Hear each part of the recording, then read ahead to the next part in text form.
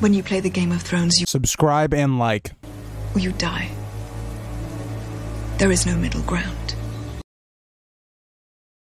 All right, hello YouTube. Welcome back to the Grease Goblin YouTube channel. Today's video, we are going to be talking about why did the others attack. It almost feels like specifically Jeor Mormont, the Lord Commander, in the first book. I find it very interesting. Like, something we speculate on all the time is, what are the others? Like, how intelligent are they? And all of that. What's their goals?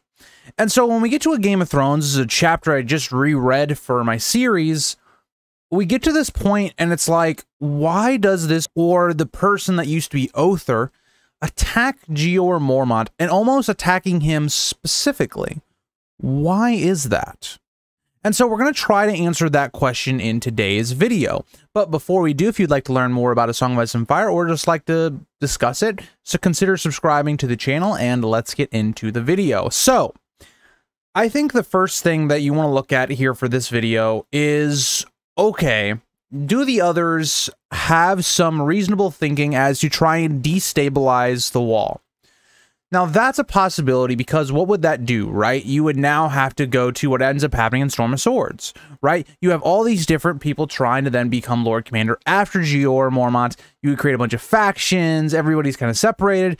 And if you guys think about it, the reason that basically it got solved as quickly as it did is because Stannis was wanting it to be done quicker, or he was going to establish someone himself.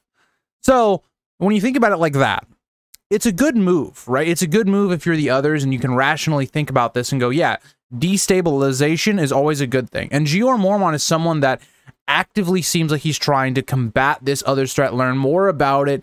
And so that all is very interesting. So I think that part of it is interesting, is like, are they thinking in that regard? Now, another thought would be, if you believe the Night King was a Stark, well, this could be interesting. Maybe they were thinking, well, let's try and get somebody that is a Stark to be the Lord Commander. That could be another interesting idea, trying to tie that back together. Other things you'd be kind of thinking about during this time, okay, let's think about where this white was. This white, or this other, seemed to be in the storeroom. That's where Jon told them to take it. So you're telling me it went from the storeroom all the way to the Lord Commander's chambers, and it only killed one person? That seems a little off if this is just some mindless being that is not being either instructed to do something by a higher power, or itself had some rational thinking as to what it wanted to do.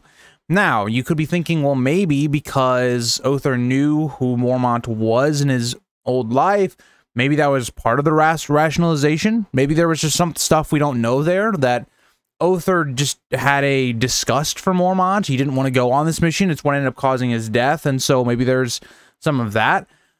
I don't know. I mean, I think, to think about it like this, I think when you look at the prologue, we obviously see that the others can communicate with each other. They also seem to have a sense of humor, as they seem to be almost laughing at Waymar Royce in the first chapter.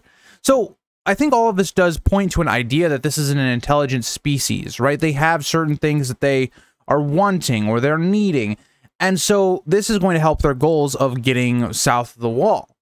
So I think it's a move in that regard to kind of destabilize the leadership of the wall. Now, another thing I find interesting, is people have brought this up before, is why don't they attack, or why doesn't Othar attack Jon, right? Othar would have gone right past Jon. Why is that?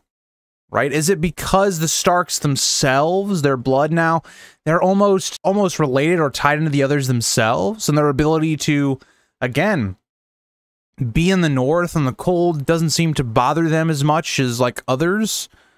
It's possible. I mean, if you think about the Targaryens, right? There's this thing where like they like heat, you know, and it's because they're closer to their dragons. So there's a lot of interesting things to think about that we just don't know, right? George introduced us to this, and we really haven't seen the results of it yet. We've gotten little hints and information and clues throughout the story, but I've always found it fascinating to sit here and go, what really happened here?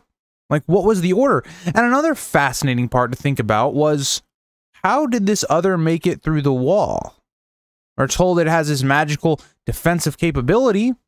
Well, why did it get through the wall if it was a white? Or was it that it was a dead corpse and then it was reanimated in the wall? But that also doesn't seem to make sense because the other already had the blue eyes and all of that. So it was already affected by the others. Did they just not animate it? Like they just put it in a state of unconsciousness, and then when it got into the wall, they rose it up and let it do its purpose and mission? If that's the case, well, that's interesting. How does that still get through the wall? And so the one thing that I think we have to look at is maybe it's something where our forces south of the wall had to allow them to come to the past the wall. It would kind of add up with what we kind of see with the Cold Hands plot with Bran at the end of Storm of Swords. So maybe that is very possible. And maybe the reason that the others were able to get through the wall at this particular moment was because maybe they were invited. Now, technically, it wasn't known that they were others at this point. It was kind of speculated, but they were ushered in by the Night's Watch, right? They brought them in. So that will be my rationalization as to how Othar, if he was a white already, got into the wall, given the magic there, because it was an invitation. Kind of similar to like how almost vampires work, where it's like, you invite them into your house, that's how they get in. They can't do it any other way. So I think that's possible, where George maybe got the inspiration, if that is the case.